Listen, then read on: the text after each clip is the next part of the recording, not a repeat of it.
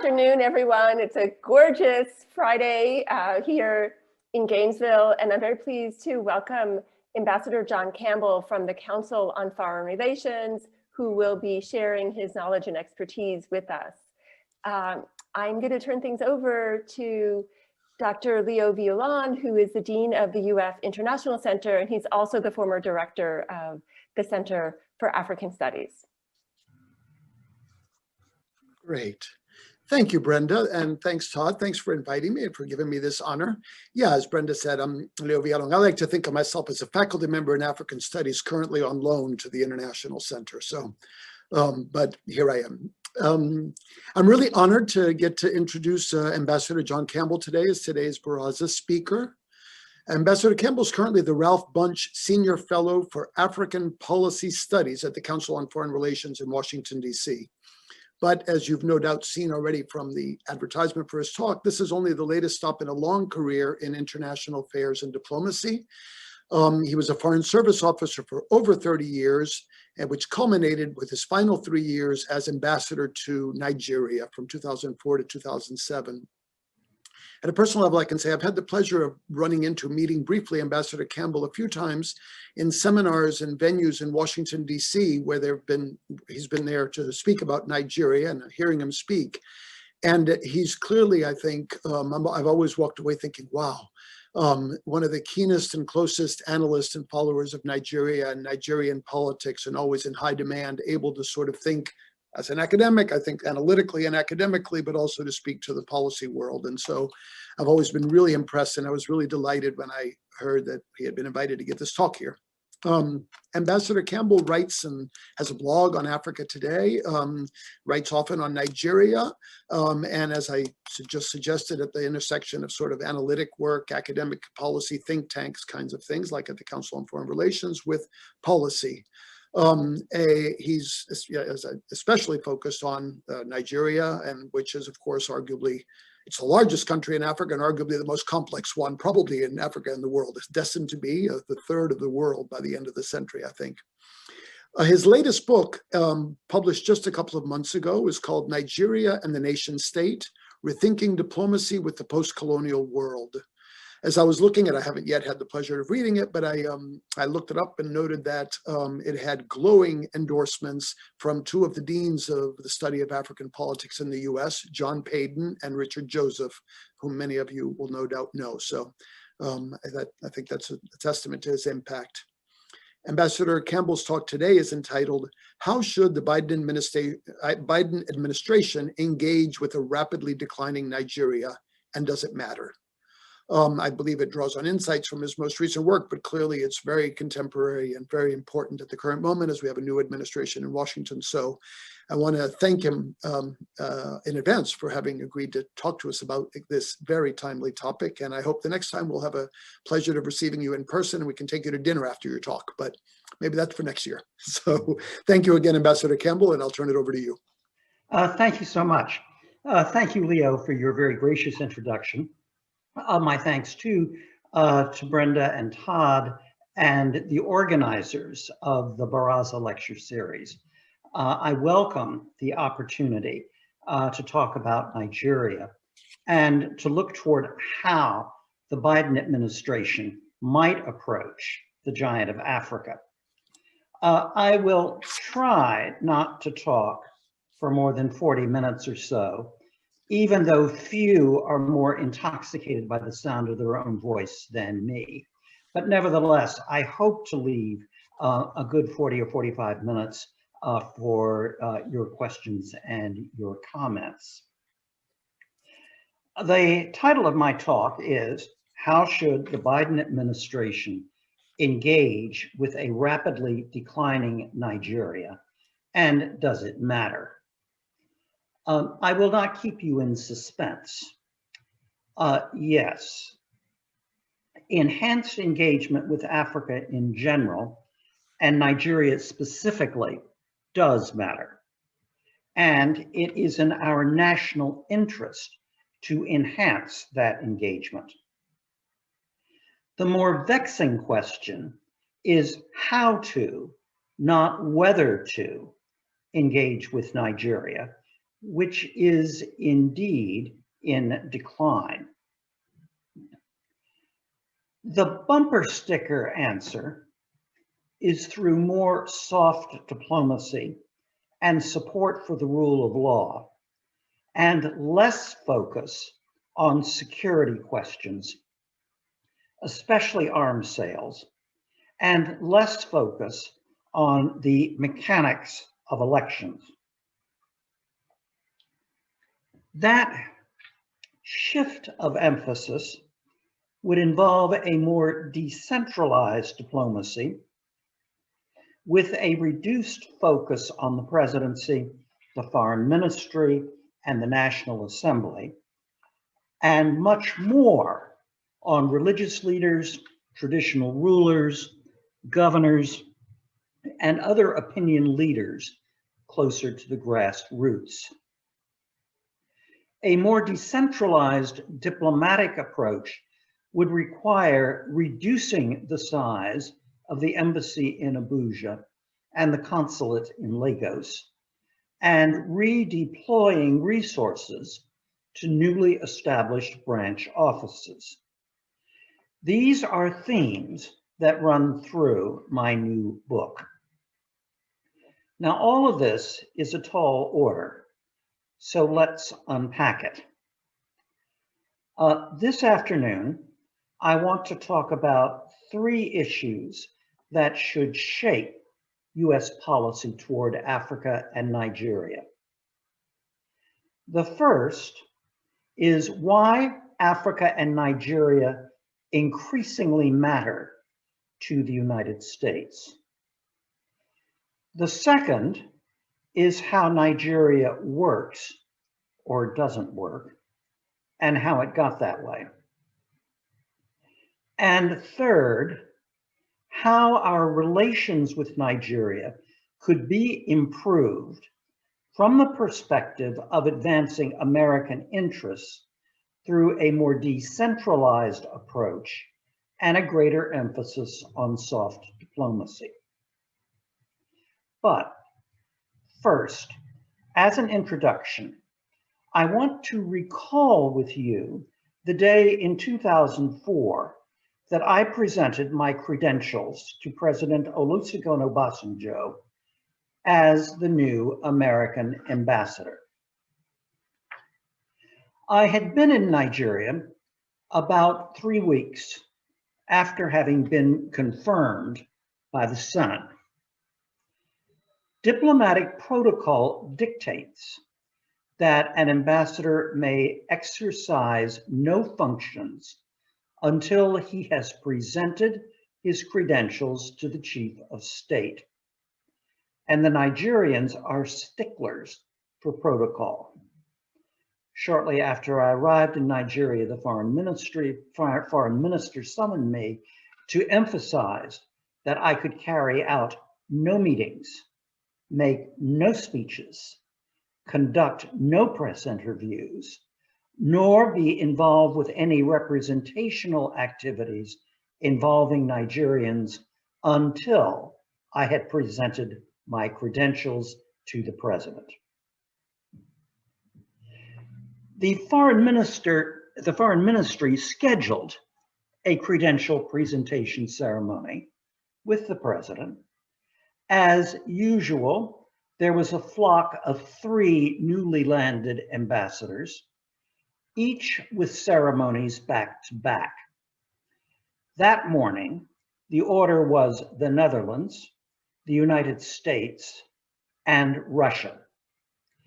The order was determined by the date each of us had arrived in Nigeria. The 3 ambassadorial parties were deposited in a room near the presidential office.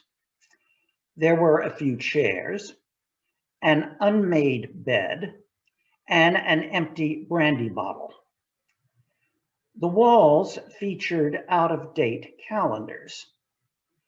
The Russian ambassador commented that the scene was, quote, not what I had expected, unquote.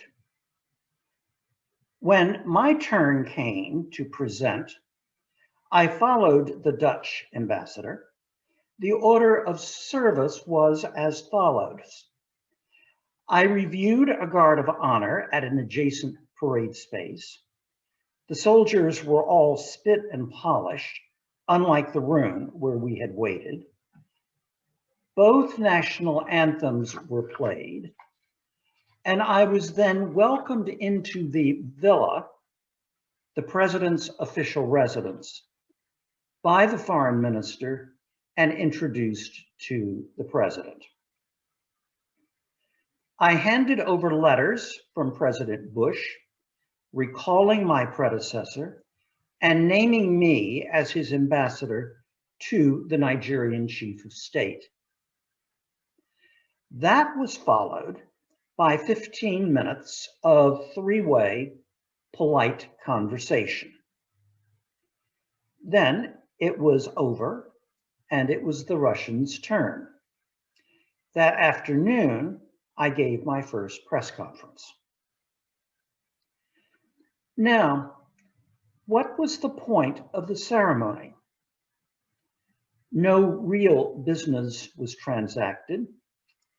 We did not talk about the UN General Assembly or establishing landing rights in Nigeria for American flag airlines. Instead, the ceremony was all about symbols. In it, the two governments were affirming to each other that Nigeria and the United States were nation states in the sense codified by the Congress of Westphalia in 1648. Now, for those of us not obsessed by the history of 17th century Europe, let me recall that Westphalia was an international Congress that ended the 30 Years' War, a struggle, broadly speaking, between Bourbon France and Habsburg Austria, but involving most of Europe. At the Congress, delegates defined or defined states legally and diplomatically. Hence, the concept of nation state grew out of Westphalia and is thus a European invention. It is a product of one part of the world, Europe. It did not just drop out of the sky. My credentials presentation demonstrated and affirmed that the United States and Nigeria shared a common understanding about the conduct of diplomatic relations. These understandings included that under international law, all states are equal. A government of a state is sovereign, and its authority is recognized as unchallenged by other states in its own territory, which is defined by internationally accepted borders. And finally, and perhaps most important for our purposes, that a nation's citizens or subjects have a shared identity of which the state is the physical manifestation. So, as ambassador, I was George W. Bush's personal emissary to Olusegun Obasanjo, the representative of one chief of state to another. The idea is that the sending and receiving state is the concrete manifestation of a people of shared identity, and that the state controls the territory within its internationally accepted borders. This is the traditional framework for diplomacy. At least, that is the theory. Certainly, the United States is a nation state in the Westphalian sense.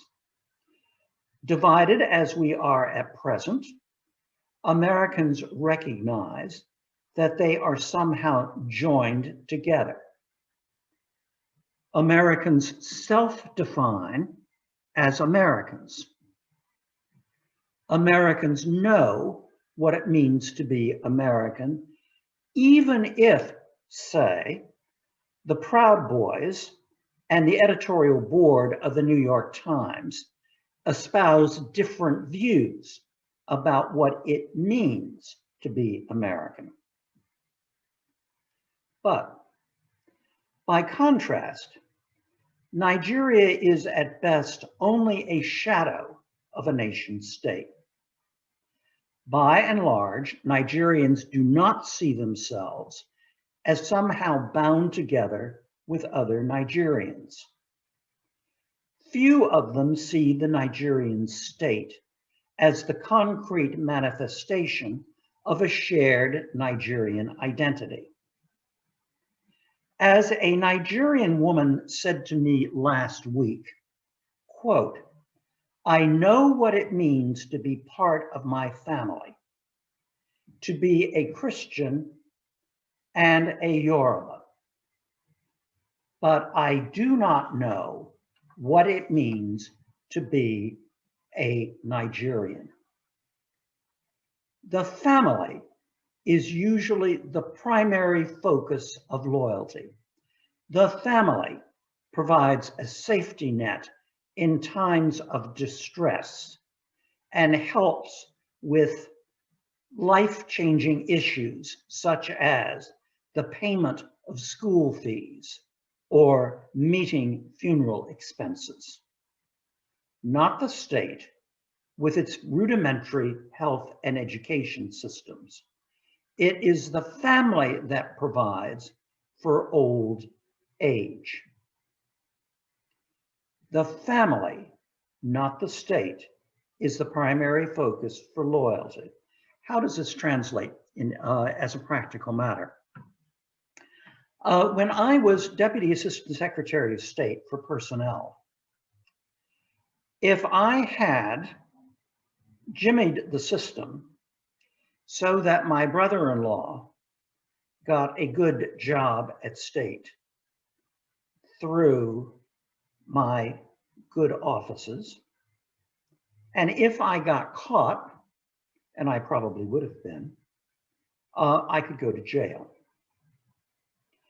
In Nigeria, if I did not make maximum use of every opportunity I had to advance the interests of a member of my extended family, then in fact, I was guilty of grave disloyalty to the most important institution. Family is far more important than the Nigerian state. Further, Nigerians, Muslims, Christians, and adherents of traditional religion, they all like to say that they are the world's most religious people and the happiest.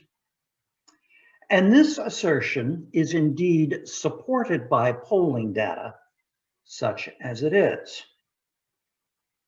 Religious leaders, cardinals, bishops, pastors of Pentecostal churches, malams, and imams have greater sway over most Nigerians than government officials.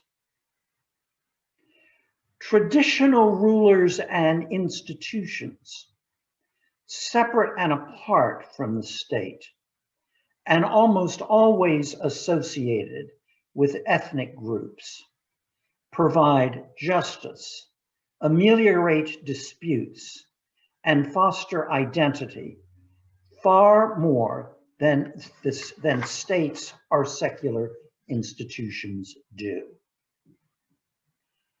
Further, the Nigerian government is far from exercising its authority throughout its recognized territory. Rather, government authority is exercised only on islands in a sea, not of ungoverned spaces, but spaces that are governed by other informal entities. And those islands under government control are shrinking. If the United States is a nation state, as is Canada or France or Mexico, Nigeria is something other than a nation state in the image of the Congress of Westphalia, as are many other post-colonial states. One might ask, why is post-independence Africa organized into nation states on a European model? Pre-independence, some African thinkers, such as Kwame Nkrumah, wanted to leapfrog over nation states and instead organize sub-Saharan Africa as a single Pan-African unit, but highly diversified internally, a kind of federalism, but on steroids. But as a practical matter, the world was dominated by the United States, the Soviet Union, the United Kingdom, and France, all nuclear powers. They were the dominant voices in the international financial system, and they were the linchpins of the United Nations and its specialized agencies. The nation state was the only model, really, on offer to the newly independent ex-colonial territories. Further, being a nation state was essential to access to international financial institutions and multilateral organizations, on all of which Africa was especially dependent. The nation state also provided a stage on which local elites, heirs to the departing colonial masters, could strut their stuff, as they did almost at once. Even Nkrumah, as president of Ghana, allegedly acquired a solid gold bedstead. Doing away with a newly minted nation state quickly became unthinkable to the tiny post-colonial elites. Hence, our diplomatic practices are based on the assumption that Nigeria and other post-colonial entities are nation states. Diplomatically, we act as though Nigeria were a nation state, like Canada or France. But then, so too do the Nigerian elites. But maybe we should start at the beginning. Who cares whether Nigeria is a nation state? For that matter, why should we care about Africa? Historically, we have been little involved with the continent. We were never a colonial power. The US Navy established a West Africa patrol after 1806, when the international slave trade was outlawed. And a private organization, the American Colonization Society, established an unofficial colony in Liberia. Both were footnotes in our history, not the first steps towards an African empire. Instead of looking east, 19th century Americans looked west, the result of the Louisiana Purchase and eventually the annexation of Texas. During the colonial period, our engagement with Africa was a subset of our relations with London, Paris, Lisbon, Pretoria, and before World War I, with Berlin. After World War II, anti-colonialism became increasingly popular among Americans. But the White House and the State Department walled it off because that kind of sentiment could have complicated the more important relationship with the colonial powers in the era of the Cold War. Washington, in fact, played little role in the drama of decolonization. After most of Africa became independent, US policy from the 1960s right up to now, US policy was to support democracy, encourage Africans to assume responsibility for their security, facilitate their own efforts for economic development, and where it could be done, to wall off great power competition. Look at the verbs I have just used: support, encourage, facilitate, wall off. Yes, there is engagement, but it's not very deep. Africa remained of marginal concern, except for humanitarian crises, or where conflict was proxy for great power competition that could not be walled off, such as in post-independence Congo or in Angola during its civil war. Now, all of this was yesterday. My argument here is that the United States can no longer afford to downplay Africa in general and Nigeria specifically. Here are 4 reasons. Size. UN agencies project that Nigeria will displace the United States as the 3rd most populous country in the world by 2050. Already, Nigeria's population is 214 million, and it is projected to reach 400 million, or even, according to some modelers, 450 million by 2050. With the economy growing much more slowly than the population, and with food insecurity accelerating, it is likely that there will be mass migration out of Nigeria. As we have learned on our own southern border, and as the Europeans have learned when faced with a Middle Eastern exodus, mass migration can be destabilizing to receiving countries in ways that are often difficult to predict. So first, size. Second, resources.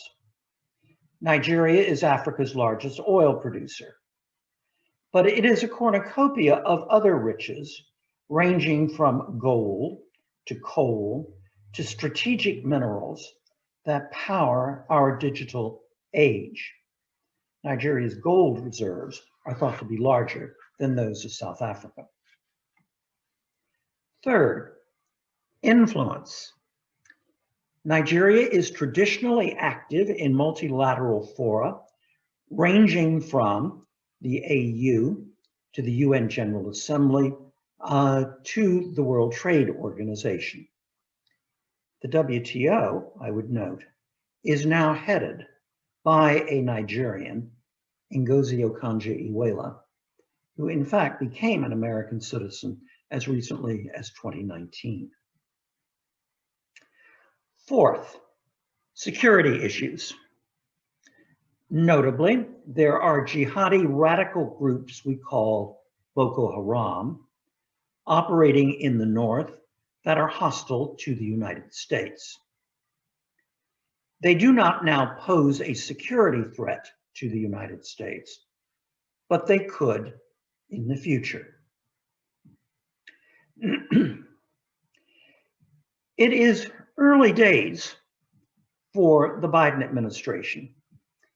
For example, an Assistant Secretary of State for Africa is yet to be appointed or to be confirmed. Nevertheless, from the high-level appointments that have been made, the Biden administration appears to recognize the new reality of Africa's increasing importance. The new Secretary of State, Antony Blinken, worked on African issues in previous administrations. Our ambassador to the UN, now also in the cabinet, is Linda Thomas Greenfield. A career Foreign Service officer, she spent most of her career on African issues. I would note parenthetically that she was my Deputy Assistant Secretary in the Africa Bureau when I was ambassador to Nigeria, and she visited Nigeria often.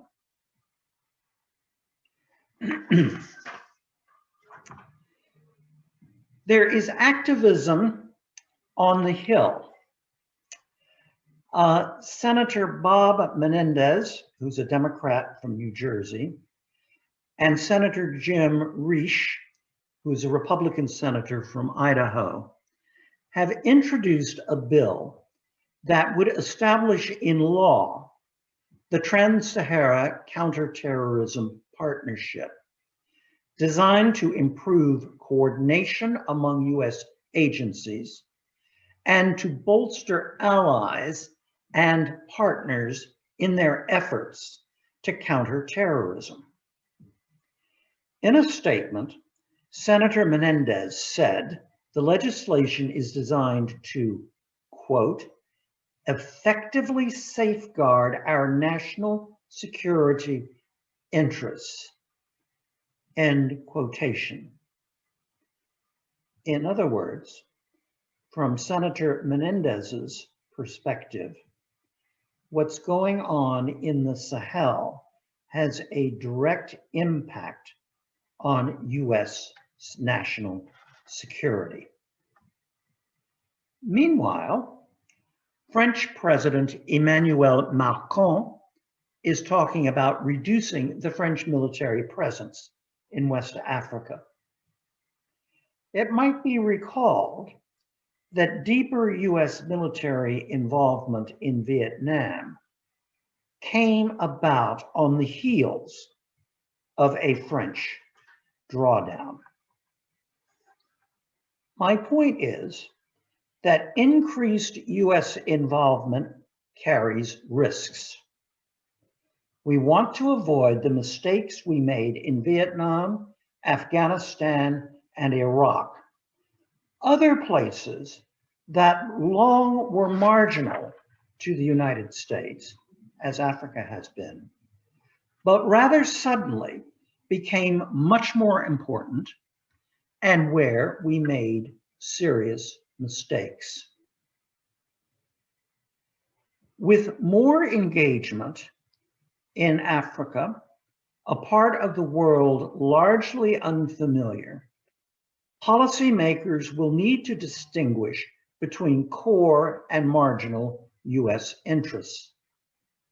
But making that distinction requires a deep understanding of the countries and issues involved. From that perspective, the previous administration's gutting of the State Department and the intelligence community of its regional expertise has serious consequences and requires rebuilding.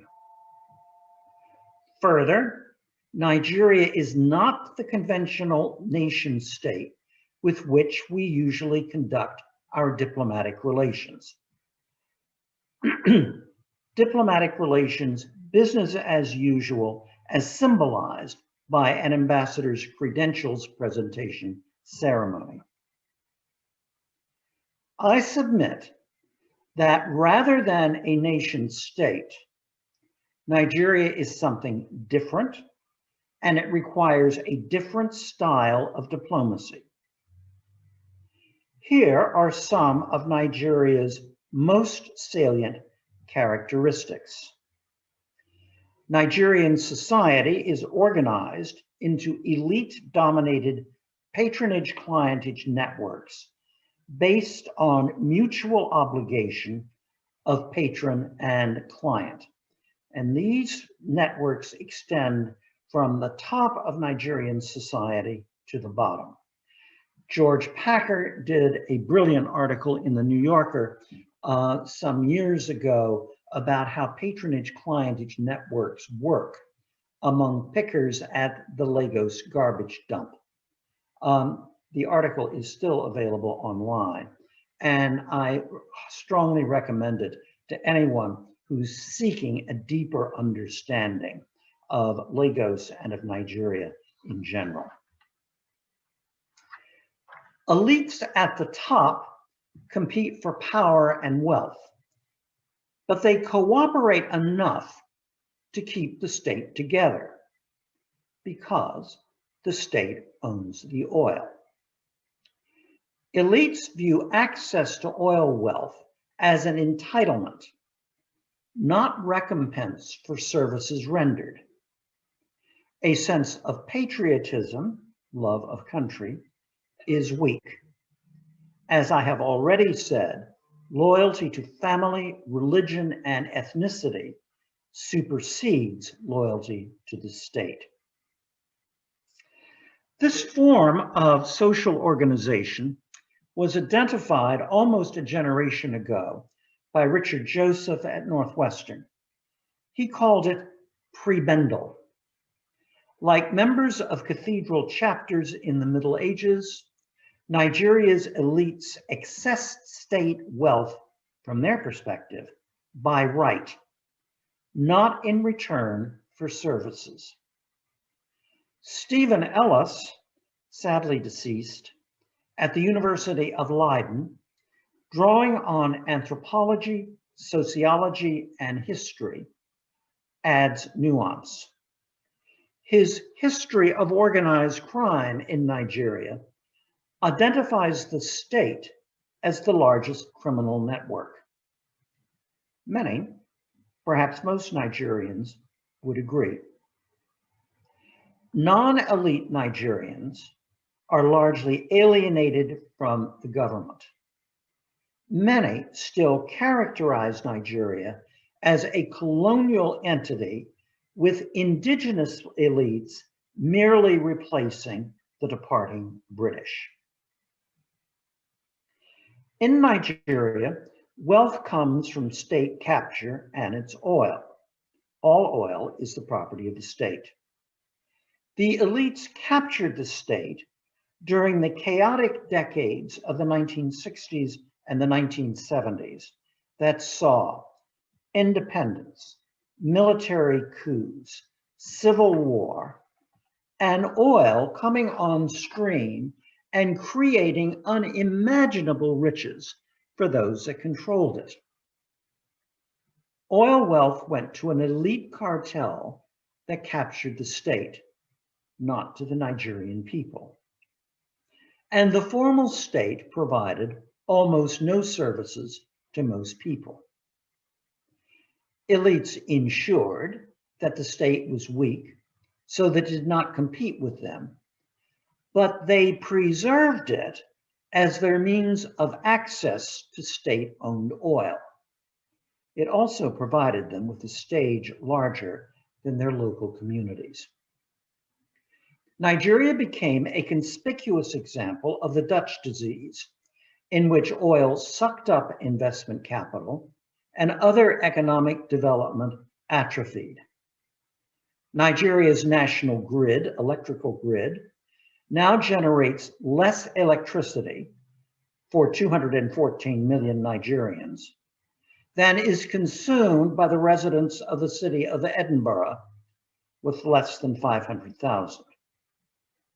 And the country's GDP is about the same as that of the state of Maryland, which has a population of less than 7 million. At independence, Nigeria exported food. Now it must import it. The outlook for food security is dire. especially combined with explosive growth of the country's population. Accordingly, most Nigerians are poor and getting poorer. UN agencies estimate that the absolute numbers of the severely impoverished is the highest in the world, higher than in India, which has 6 times Nigeria's population. Now, how did Nigeria get this way? I submit contemporary Nigeria is the result of its history, which is similar to the histories of other post-colonial states. Nigerian elites are no more or less wicked than other elites. The British cobbled together 350 odd ethnic groups with little in common, and they did it for their own bureaucratic convenience. There was no real independence movement in the late colonial period that crossed ethnic divisions. The independence movement focused on racism and anti-colonialism, not on Nigeria, which after all was a colonial creation. The 1967-70 Civil War, which we often call the Biafra War, destroyed colonial and some traditional institutions, and it was followed by a generation of military rule, which also compromised, but did not altogether destroy, traditional institutions. Just as the Civil War was winding down, with a military rule accountable to nobody but themselves firmly in place, oil came online, promoting and facilitating elite capture of the state, especially by those with military connections. Following a generation of military rule, there was a transition to a nominally civilian government in 1999. But largely the same people just below the top remained in charge. The new civilian president, Olusegun Obasanjo, had been nearly murdered by a dictator, Sani Abacha.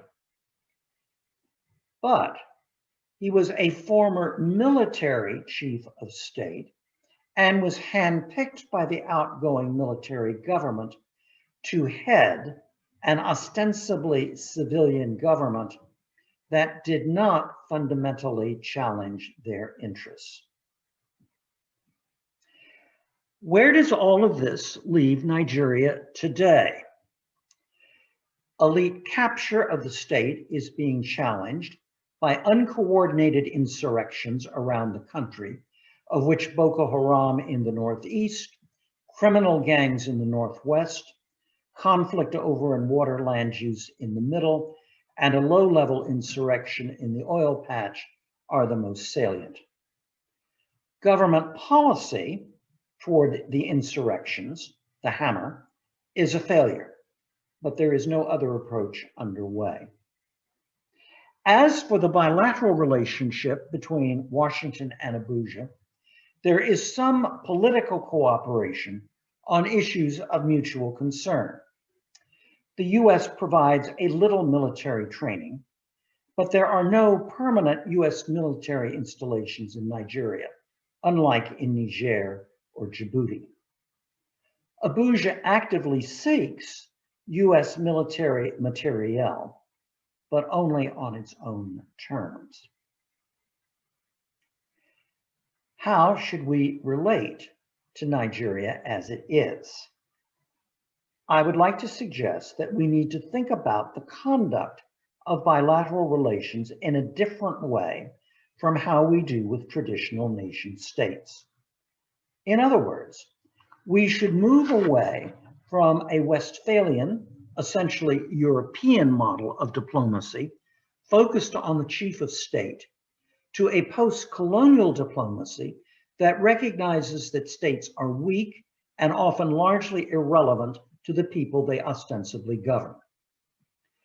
Such approach implies decentralizing from one big embassy in Abuja focused on the presidency, the foreign ministry, and the National Assembly. Instead, the goal should be a much more decentralized American presence around Nigeria that cultivates ties with local power brokers, clergy, traditional rulers, and other opinion leaders. That would provide better opportunities for diplomats and policymakers to acquire the granular understanding that should underpin good policy. At present, information in Nigeria is limited. Official statistics tend to be aspirational rather than definitive. The default is to hoard information, not share it. There is so much that we do not know that should be essential to making good policy. For example, we do not really know how many Nigerians are victims of COVID-19. We do not really know what the structure is and the relationship is among the various factions of Boko Haram. We do not know how large the migratory flow is out of Nigeria, or even where they are going. Even religious persecution is obscure. In some places, Christians appear to suffer, but in others, it is Muslims. But being on the ground, our diplomats might achieve a better sense of the nature of insurrections and the extent to which they impact on American interests. They could monitor the emergence of new diseases, and they could look for signs of an impending immigration wave. As the United States becomes more engaged with Africa and Nigeria, Washington must take care to identify core interests as opposed to peripheral interests, and to think longer term than the American election cycle dictates. But sustaining those core interests requires a granular understanding of how Nigeria works. With core interests identified, and with a granular understanding of the issues involved, then a new administration must choose where and how to pick its battles. For example, Nigeria seeks US military materiel and training, but on its own terms, for use against Boko Haram. Abuja, in effect, rejects the principle of any US oversight. For its part, Washington has been shy about developing a closer relationship with a military that is deeply involved in human rights abuses. Is Boko Haram a threat to the security of the United States? A threat to the security of the United States, as opposed to a threat to the interests of the United States? If it is a threat to US security, then there might be an argument for setting aside human rights concerns and working to strengthen the Nigerian military. But if Boko Haram is marginal to US security, then closer involvement with human rights abusers will probably damage long-term US interests. Given the general alienation of Nigerians from their government, we need to think about a long game. That means more soft diplomacy, building closer ties with the Nigerian people beyond government officials and the elite cartel. What would soft diplomacy look like? It would include more exchange programs, more information centers. There is an argument for reviving the old USIS libraries that did so much to enhance US influence and that were closed as part of a misguided budget reduction exercise. We could do much more to encourage and facilitate exchange efforts by private American groups.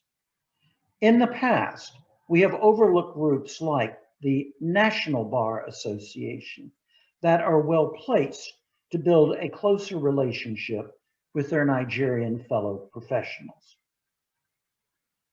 Rather than elites, decentralized diplomacy would facilitate increased focus on religious leaders, traditional rulers, and other opinion leaders, including journalists, academics, and high school teachers.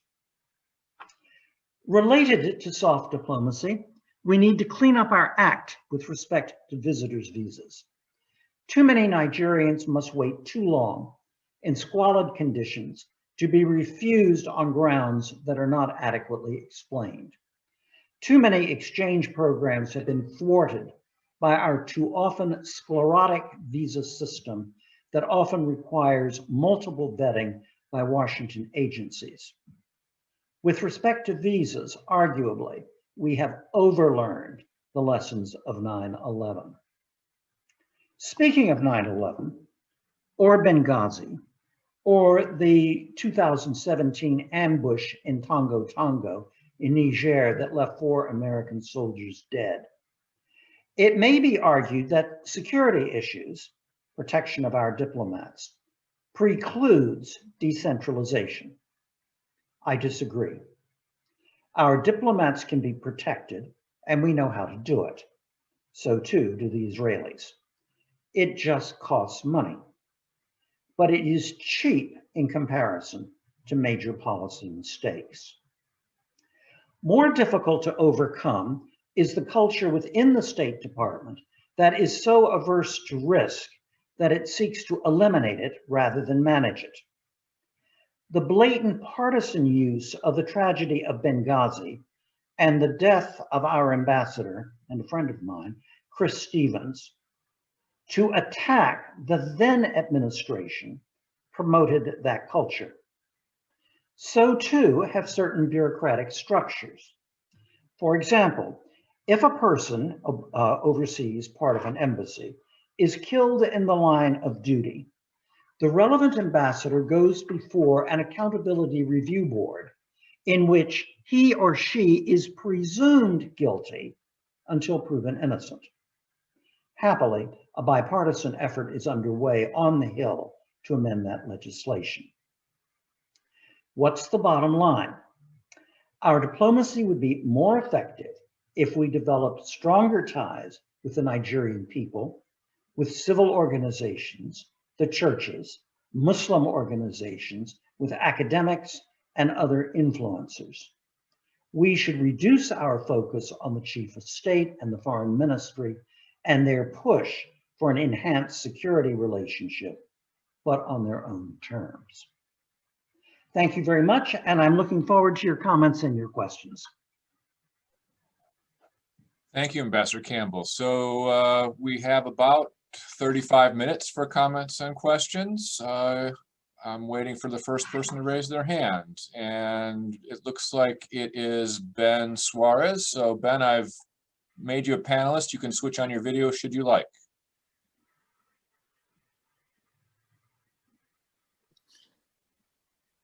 Hello, Ambassador Campbell. We've met before. And We have indeed. yeah, and it was interesting hearing you talk about the visa issue, since you gave advice about some problems we had here at the University of Florida getting our Nigerian colleagues here. That's Yes. that's not what I wanted to talk about. I really enjoyed your presentation today. You've given me a lot to think about. I guess I wonder a couple of things. You don't mention China, and I wonder if you could say something about China in Nigeria, and because some of the things that you seem to be advocating, I think China is already doing, maybe not in Nigeria, but definitely in some other countries. And I wonder about how feasible what you're proposing will be, given how expensive it will be. I agree completely. The US should open a consulate in Kano. The US should really step up the soft diplomacy. And Yeah, so I'll leave it there for the moment. Let's start with China. And particularly, let's start with what do we mean by China?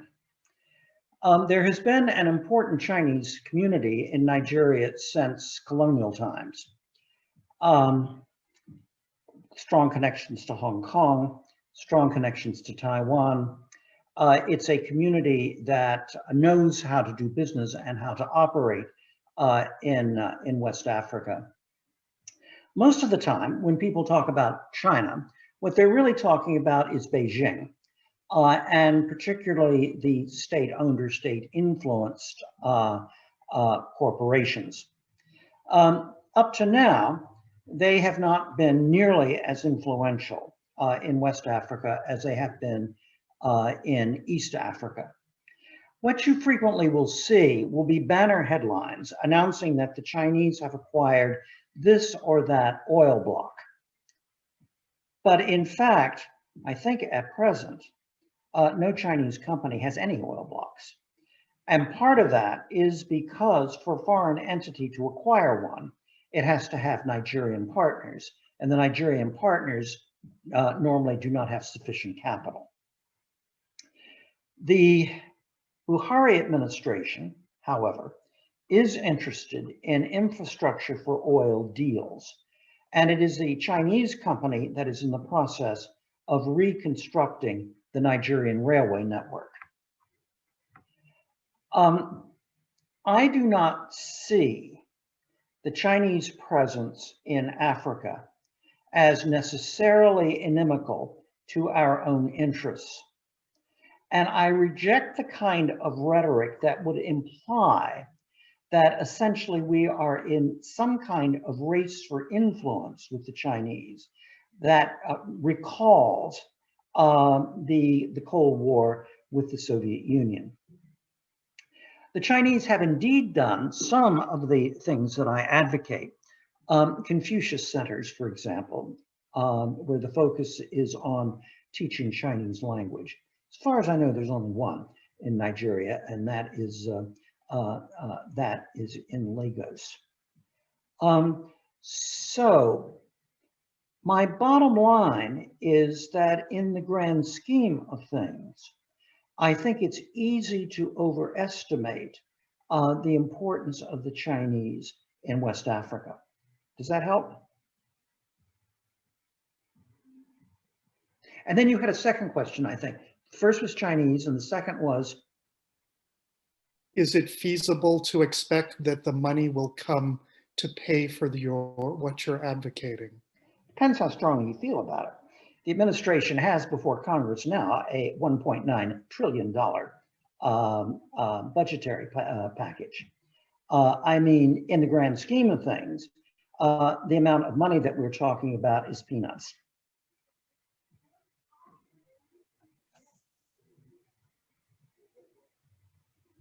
Okay, next question or comment from Leo Villalon. Go ahead, Leo.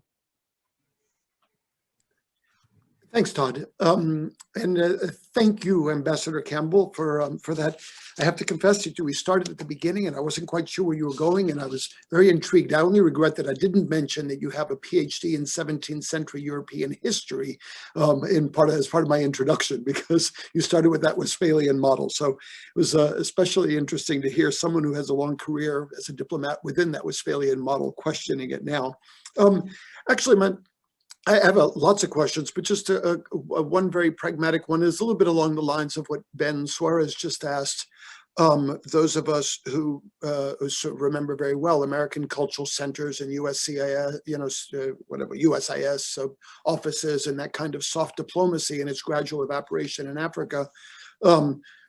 I think can't help but agree with you on what was the value of that. But it's not just in the last 4 years. It's been 25 plus years, if I remember correctly. Oh, yes, absolutely. So you're calling for a return. And I guess my very pragmatic question is then not about the money, what would it cost? But your answer was, well, sure, if you want to pay for it, we could do it. Do you sense any willingness on the part of the State Department now or of the new administration and to actually be able to, this is a very political and pragmatic question. Do you sense this kind of reorientation that's a pretty dramatic reorientation of the last quarter century of pulling back from these kinds of interactions with local populations, and I think largely focused around the fear of security issues. My sense is that it is possible now, to a greater extent than in the recent past. Now, we cannot resurrect the U.S. Information Agency, and we cannot resurrect the USIS simply because it has been 25 years. We can put greater emphasis on, bureaucratically speaking, the public diplomacy function, which is to be found in all embassies and in the geographic bureaus in the department, and which are notoriously underfunded and usually understaffed.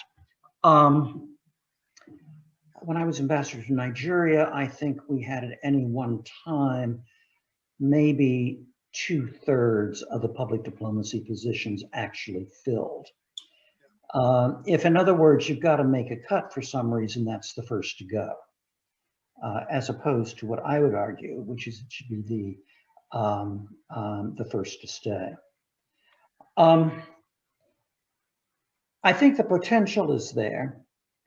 Whether the political will is there, it's just too soon to tell. This is where personalities matter a whole lot. Who becomes the Assistant Secretary for Africa? Who at USAID is going to be concerned on the ground with Africa? Who on the National Security Council who is focusing on Africa?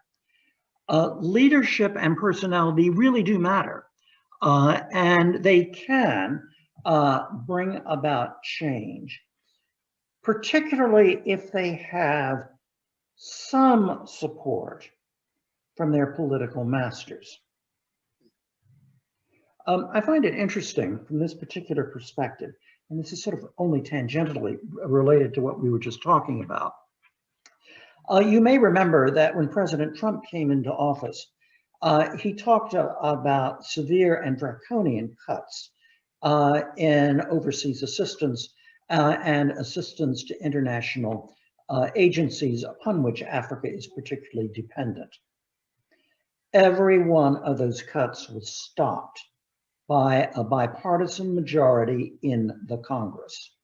And in fact, by the end of his administration, US government expenditure was higher in those areas than it had been when he came in.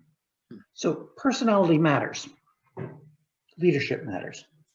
Could I follow up with just a little bit of a more analytic question on this, if we were to do this, this sort of reorientation of US diplomacy?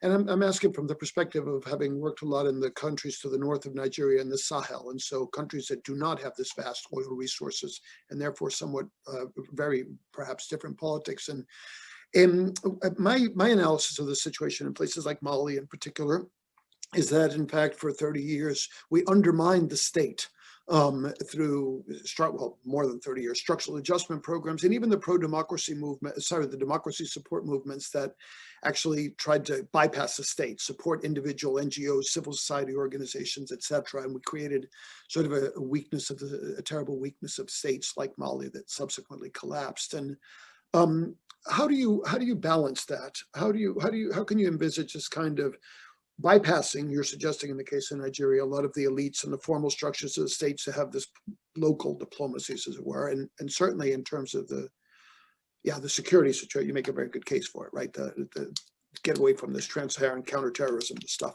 But how do you do that while at the same time, I mean, we have a desperate need in some of those other countries for capable states that are able to enforce minimum security and provide minimal services and staff schools and clinics across the countryside. Of which there are virtually none now. Exactly. I mean, virtually no state in the Sahel is able to fulfill those kinds of obligations. That's correct, but I think that we have actually helped create that situation over the last 30 plus years of not reinforcing states, bypassing states in many ways. bypassing states, which I think is really the heart of the issue that you're raising. I've actually seen it where it was done quite successfully. I was serving in South Africa during the last years of apartheid and the first years of Nelson Mandela's administration. I was the political counselor in the embassy. And what we did there was that we maintained correct relations with the apartheid government, in those days the de Klerk government, while most of our focus was on South African civil society and also on opposition groups. What did we do? Some of it was really quite clever, I think. One of the things we did was we paid for American constitutional experts to go to South Africa to provide advice during the period in which the various parties were trying to hammer out a transition. It's perfectly true that many white South Africans didn't like this very much. But the point is that there was not a whole lot that they could do about it. And again, it has to be done very carefully. Our degree of granular knowledge and understanding of South Africa and how it works was vastly greater than what it is in Nigeria now, which means that we could pursue a policy of considerable sophistication, one that I think would be difficult, more difficult to do in Nigeria at present. And that's why I go back to the earlier point I made, and that is the gutting of expertise within the federal government is going to prove to be really quite expensive. Thank you. Okay, your next question is from another former director of the Center for African Studies, Abraham Goldman. Go ahead, Abe. I've enabled your video if you want to switch it on. Okay, thank you very much, Ambassador Campbell.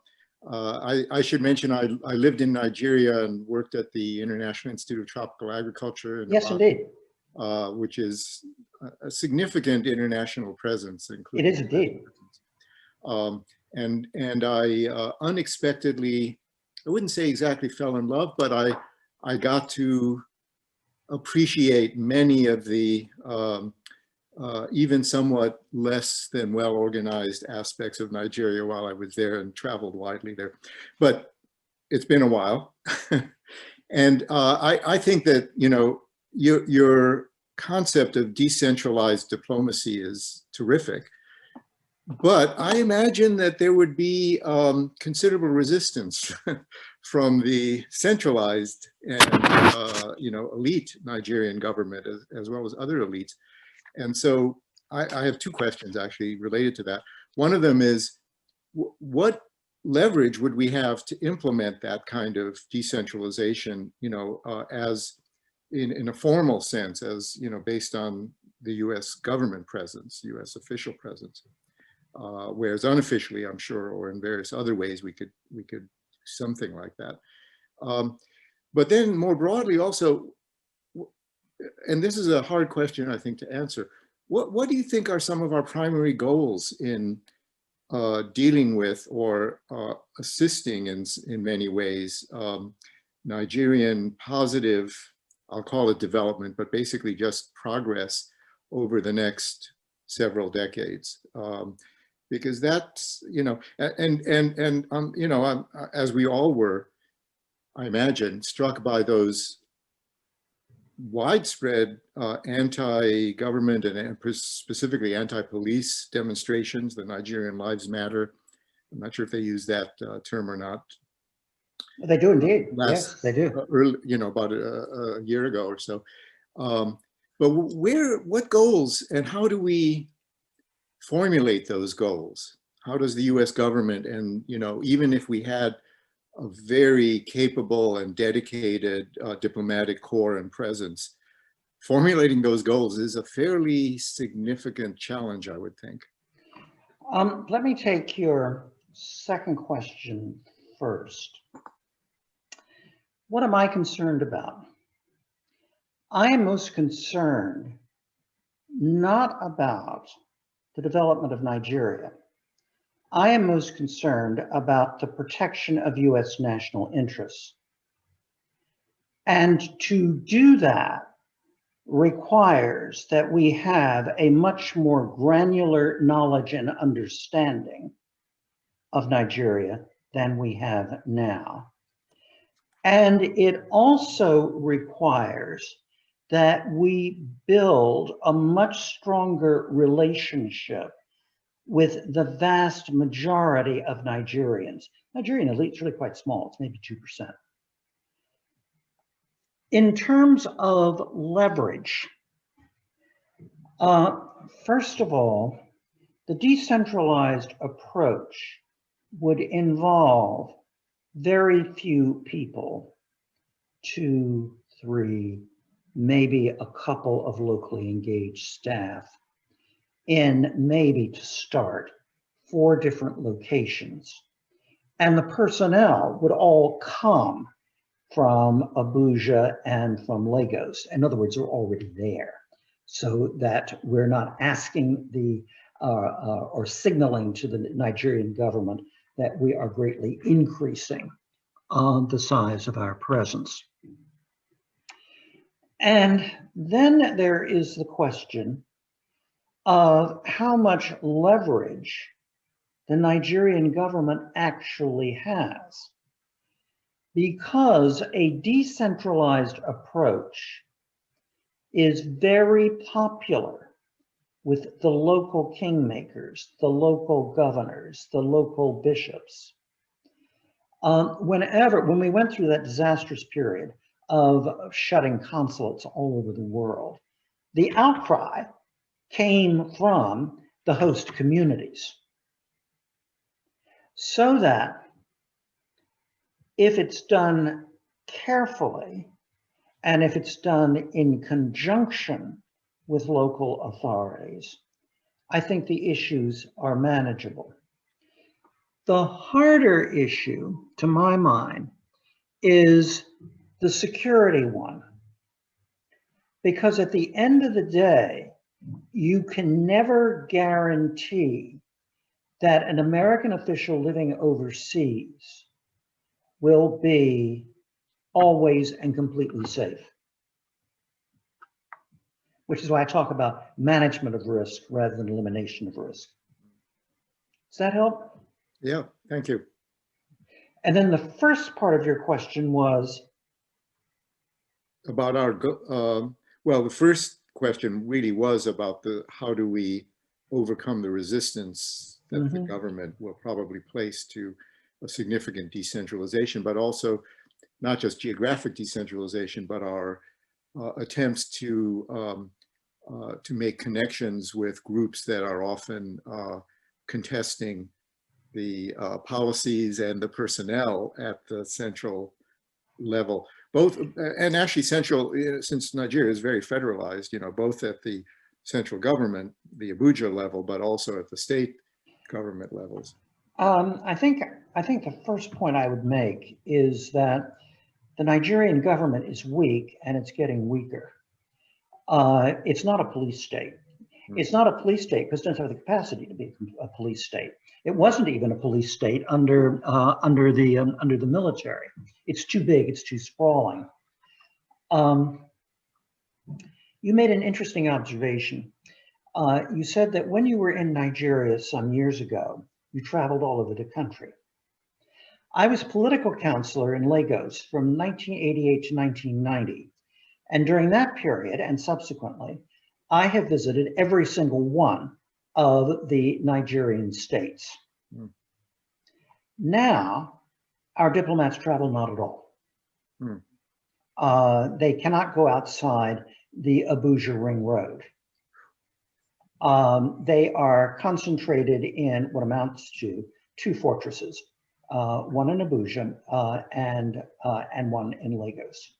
Yeah.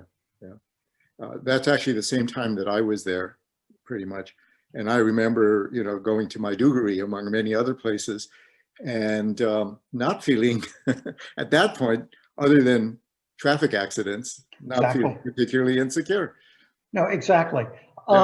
in those years, I remember one time, 3 female officers from the embassy in Lagos set out with a car driver and lots of bottled water to travel all over northern Nigeria as part of a familiarization visit. They had absolutely no security and they didn't need any. Mhm. Yeah, Very different now.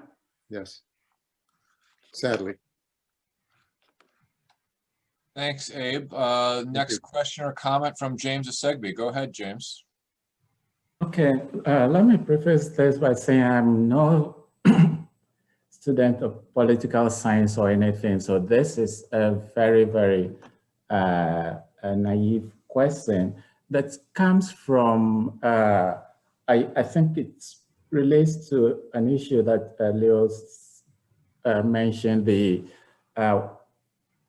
the role, if any, that the United States or the West, may play in a way in undermining efforts to establish a proper state, like in Africa.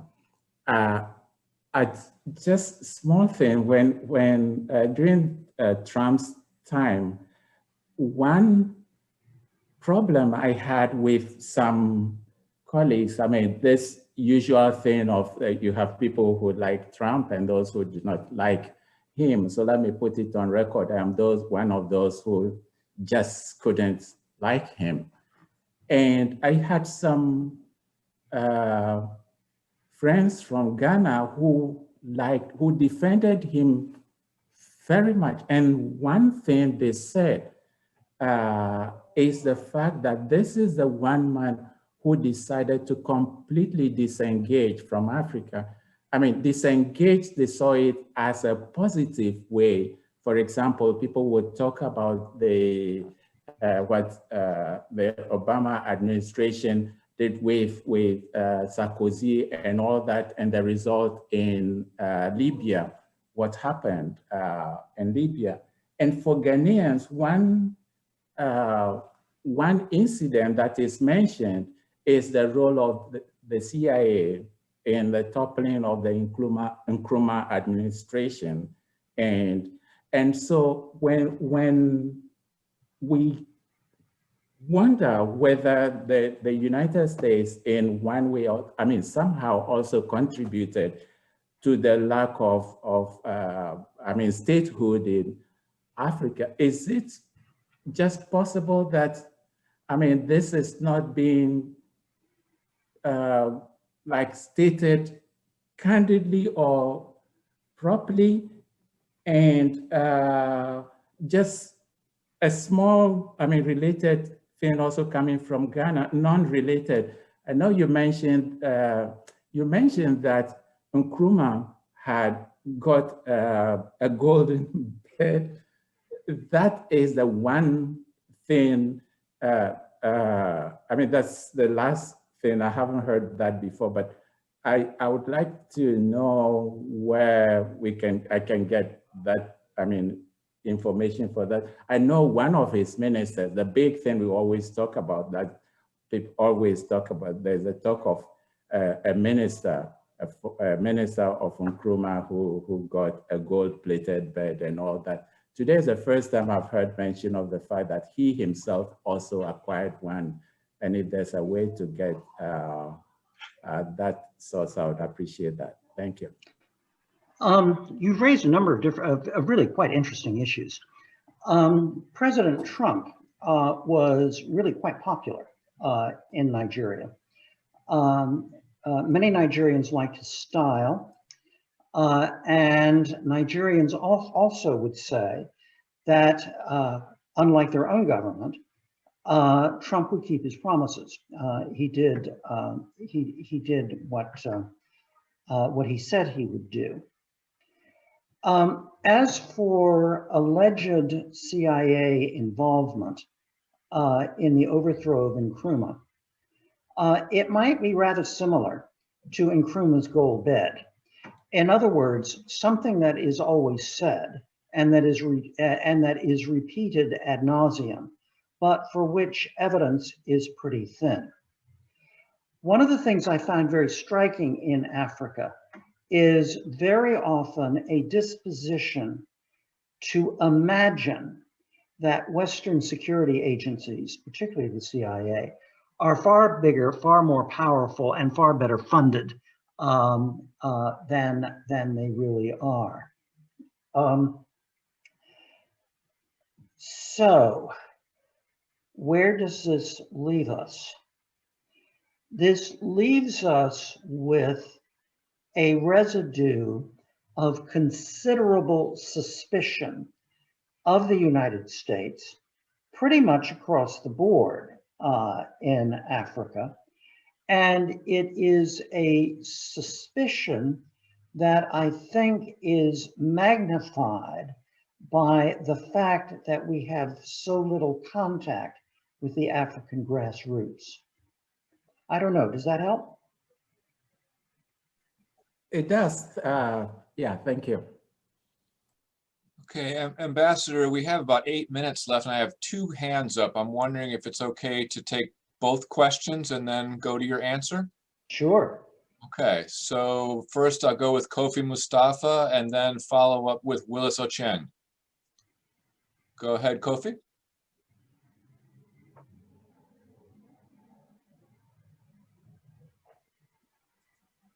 Okay, thank you. So I think the conversation is moving to Ghana because I'm also Ghanaian and Dr. Isegbe is a Ghanaian, and his question was pretty much about Nkrumah. But I'm from the account that Ambassador Campbell gave, you see how Africa is caught in the web of colonial construction, which leaves us to knowing that it is very difficult for Africa to progress or do anything without the global or international agencies and partners. As to whether the decentralization proposition that Ambassador is making will work in Nigeria, I do not know much about Nigeria to understand, but I think maybe their local scholars, particularly those who are also in diaspora, can help in this conceptualization. And so for that matter, I think they should, if there is even any suggestion of this kind, they should not be left out. I think that's what I would say about the Nigerian issue. But with disengagement by foreign partners in African policies and other things, you see the account that Ambassador Campbell gave of Nigeria. What leads us to understand is that what Nigeria has become today is a process. And so it did not just happen on a day. It's not an event that just happened, but it was a process. Mm-hmm. Yeah, absolutely.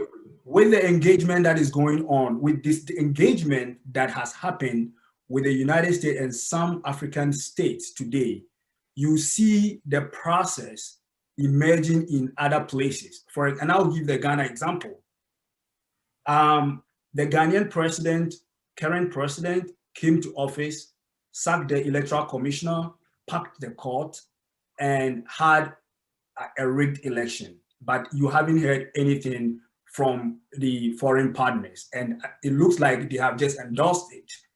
Now, what is happening is the weakening institution, Ghanaian institutions. The court is no more trusted. The electoral commissioner is not going to be trusted any longer. And you have what you enumerated as state capture of resources by fortunate elites going to happen soon in Ghana. My question, I think I have a lot of background, but my question is that what do the United States do when it sees some of this pardon? And I'm not saying that there should be much interference in West African affairs, but in recognition of the fact that we are caught in the web, the colonial web. But so how does it foresee some of these things happening so that a second Nigeria is not born? Yeah, yeah. Okay, Willis, your question, and then we'll let the ambassador answer both of those. Thanks, Kofi. Thank you so much for that interesting presentation. It actually elicited a lot of discussions and questions that we really need to think through. And I do think that the question in Nigeria is not only about Nigeria. I come from Kenya and it cuts across. What Chinua Achebe says, the problem with Nigeria, it's cuts across Africa. And so with that said, you mentioned three things which, there's the religion, ethnicity, and family, how they work in tandem to contribute to the situation we are in right now. However, when you mentioned that the colonialism, which as Kofi mentioned, it's one of the problems. So I was curious to understand what are your thoughts? If the European model of dividing Africa into smaller groups where people are really not related per se could be the problem. Could be the European model be the problem, in Africa? And secondly, I have like a couple of questions, but maybe I can just list them and then you can look at them. You also proposed that the decentralized model, which is going to work down with the people. You mentioned you mentioned power brokers. I don't know who you are referring to in terms of, the power brokers that you're supposed to be working with down there on the ground. And then you also mentioned that the proxy wars in Africa somehow contributed to our situation, which is true looking at the Cold War. Do you think these wars have ended? Because for me, listening to what you're saying and the position of America in the situation sounds like it's also another proxy war coming between America and China, and how Africa is going to be entangled in between the situation. And lastly, I'm curious to know whether your proposals are to help the Nigerians or they are for Americans. Because for my understanding, development of a country first revolves around institutions, building the local institutions. But if we talk about, what you're proposing, it's more or less like, hey, we're coming to help, because there's nothing going on. So I think about developing local institutions, building the local capacity to ensure that sustainability of systems and where the people know their rights. Because this is one of the problems. The people have been dispossessed for quite a long time that they really don't know their rights. So if we build their institutions and we build their capacity to stand up for themselves and say, this is wrong, and we can no longer just sit and watch this. So other than that, I also suggest that we engage the local people in development process. Yes, that would help. And then also talking about transparency and accountability, because in some way, the donor community has also perpetuated what we have, because they give money, but then they don't bring it down to the people to know that, okay, this is how much we've given and this is what is supposed to be doing. And then they keep on pumping, because as we said, there could be proxy wars in Africa going on today that we really don't know. Otherwise, I think the discussion is so good because it elicits that discussion and we start thinking about what is our role as Africans in the whole process. Otherwise, thank you so much. And thank you both for your questions. Let me sort of dart around. First of all, I think the last speaker made a very important argument for decentralization of our diplomatic approach. If, in other words, US assistance is grounded more locally, then I think many mistakes can be avoided. Secondly, I very much reject the notion of a Cold War with China or great power competition with China in Africa. Yes, there are cases where Chinese companies have behaved in an exploitive manner. But by and large, most of the Chinese investment in Africa has been in infrastructure.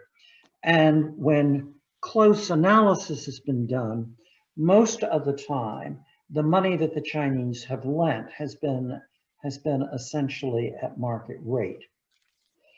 I would like to return to what I think is an extremely important point. And that was the point that was made that so many African countries are caught in a kind of web that was spun under colonialism, that is an ongoing consequence of colonialism. It's why in my book, I argue that Nigeria is the way it is because of its history. Now, that history includes post-independence, poor quality leadership, as Chinua Achebe has identified.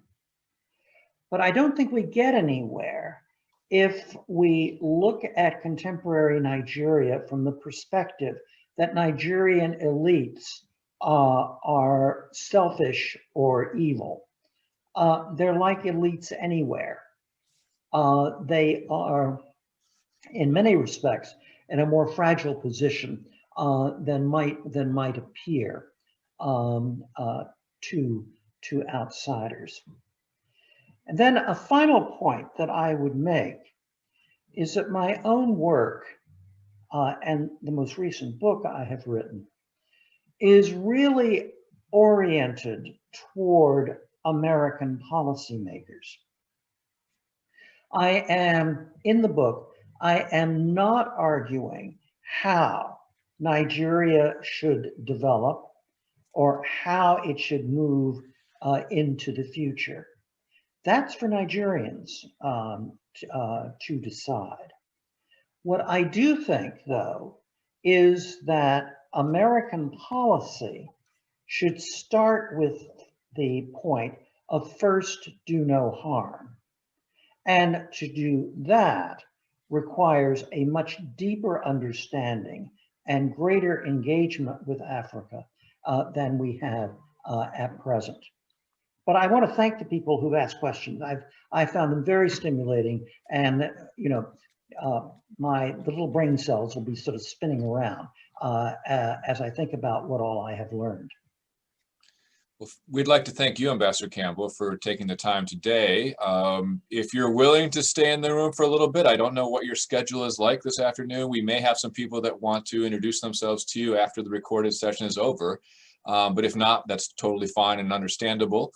And so at this point, I just want to say thanks again, and we'll stop the recording, and you can choose to remain in the room or not. Oh, I'm happy to stay. Okay, great. Thank you so much.